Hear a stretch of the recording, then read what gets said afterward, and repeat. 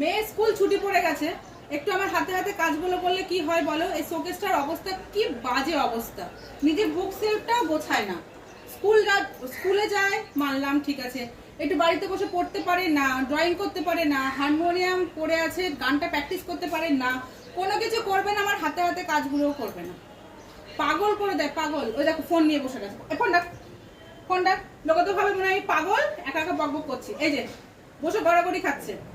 আচ্ছা জল আসবে, স্নান করে না, যা জানাম হয় এটা গোছা গোছা না, স্নান করে না, হাসলে দাঁত ভেঙে দেবো। যা গোছা গোছা গোছা নে, এটা গুছিয়ে জল আসবে, আমি জল গরম বসাচ্ছি। গরম পড়ে গেছে, আর জল গরম লাগবে না, ঠান্ডা জলে করবো। এটা গোছা। আগে চিৎকার করলে আমার গলা কেউ শুনতে পেত না, বলতো আরো জোরে চিৎকার করে। এখন এমন হয়েছে মেয়ের পেছনে চিৎকার করতে করতে এই পাড়া ওই পাড়া সব পাড়া আমার গলা শুনতে পায়। নে গোছা।